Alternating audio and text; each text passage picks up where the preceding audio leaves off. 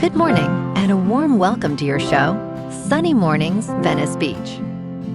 I'm your host, Melissa, and it's Tuesday, August 18th. You'll be interested to know, 106 years ago, today in 1920, women secured the right to vote when the 19th Amendment was ratified, extending suffrage to millions and honoring decades of organized activism. This constitutional milestone strengthened American democracy, recognizing women's citizenship and reshaping political life with broader representation and policy influence. So now you know. And now, it's time for the Surf Report. Tuesday at Venice Beach.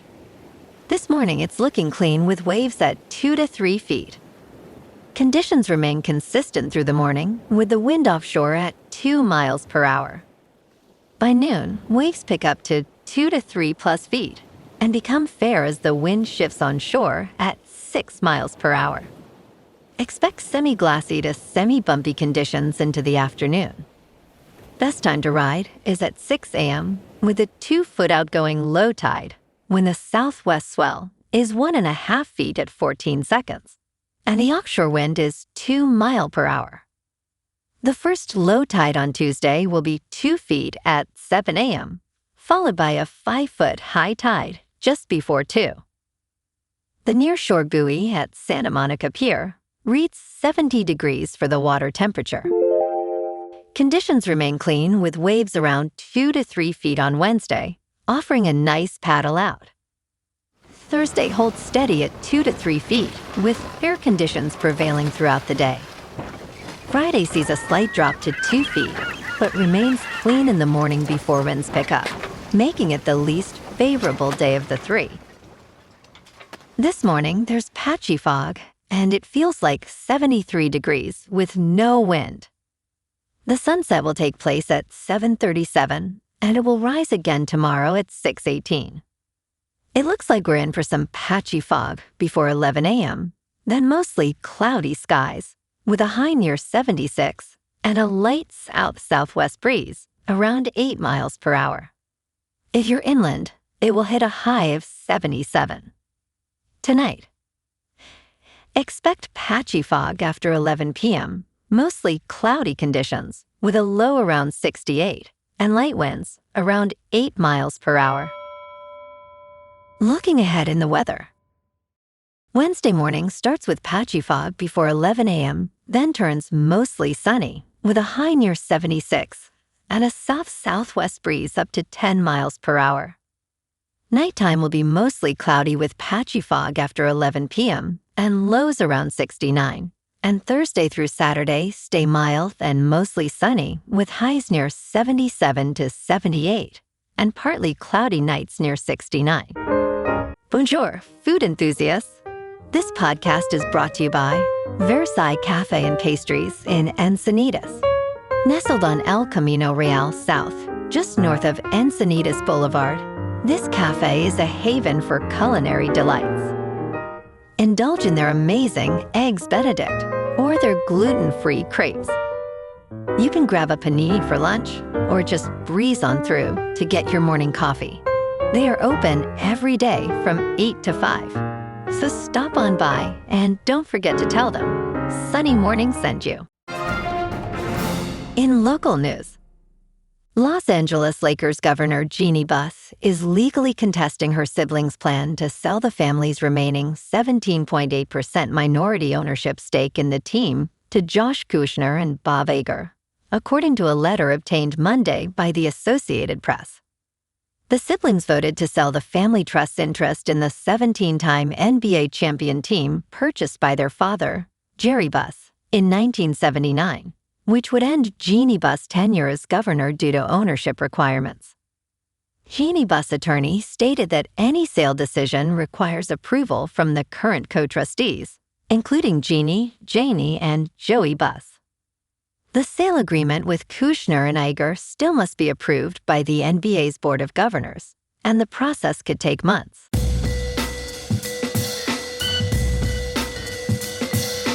Now on to sports. Executives from several Major League Baseball teams are reconsidering their trade deadline decisions, believing that more time could help them decide whether to be buyers or sellers. As of August 17th, some teams already appear to wish they had a mulligan. The Pittsburgh Pirates, for example, have struggled, currently sitting at 61 wins and 65 losses, while the Detroit Tigers traded two-time Cy Young Award winner Tarik Skubal, potentially regretting the move. Similarly, the Baltimore Orioles traded Taylor Ward, raising questions about their commitment to competing this season. Lastly, the Kansas City Royals might have benefited from trading veterans Michael Wacha and Seth Lugo for future gains. In local sports, the Dodgers rolled to an 11-5 win over the Rockies at Coors Field last night. Shohei Ohtani going 4 for 5 with 2 homers. Max Muncy also going deep.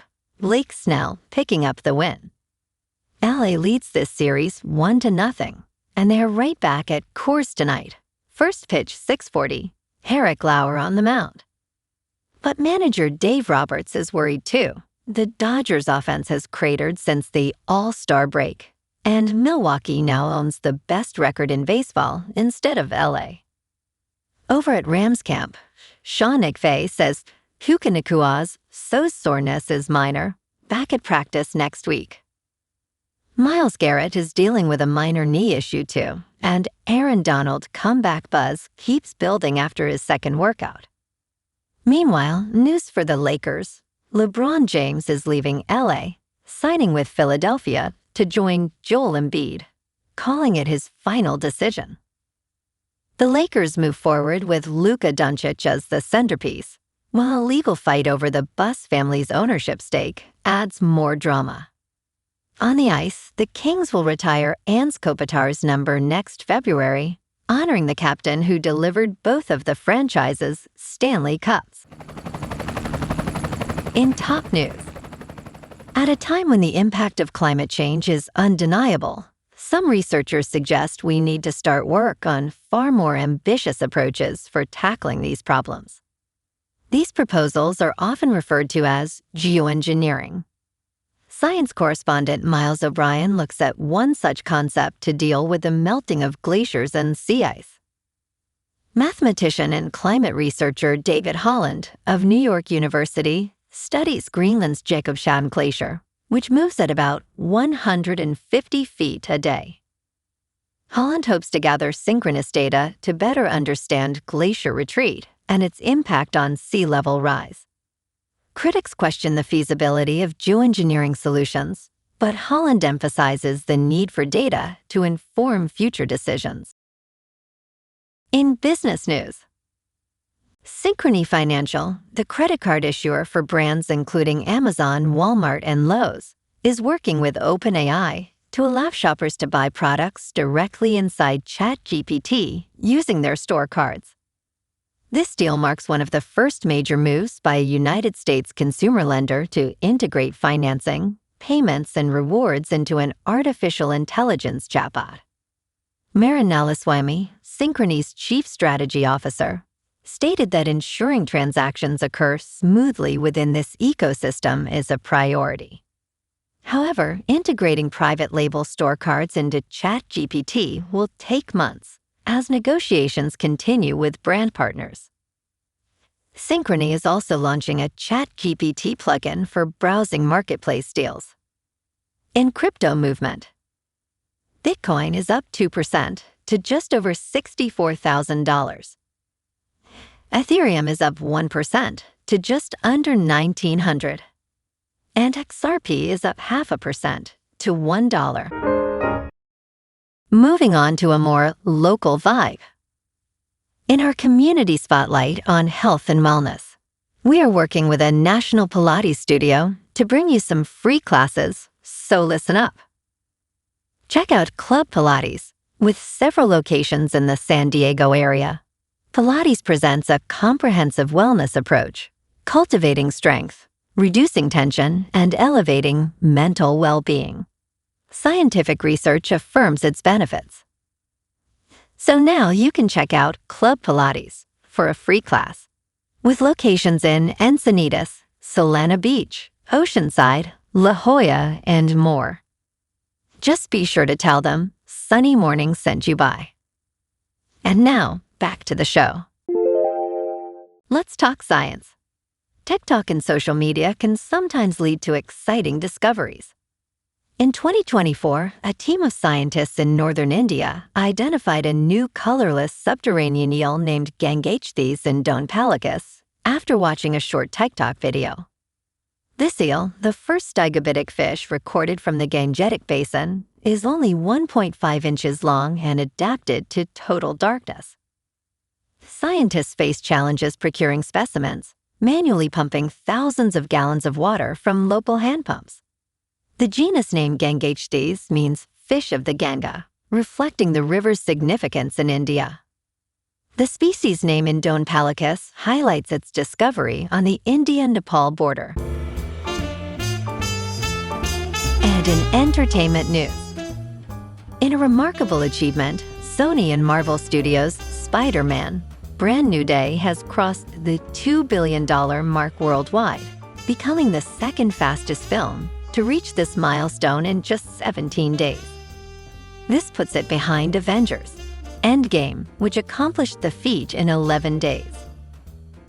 Currently, Brand New Day has amassed $786.5 million domestically and $1.238 billion internationally, totaling $2.024 billion globally.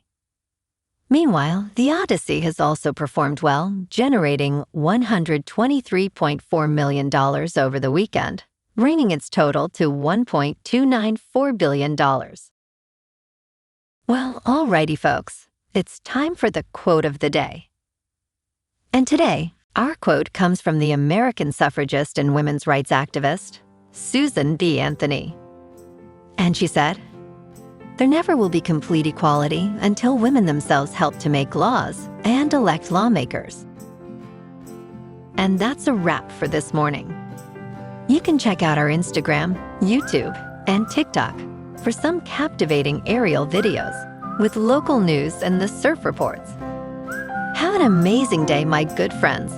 We'll see you tomorrow with another episode of Sunny Mornings Venice Beach.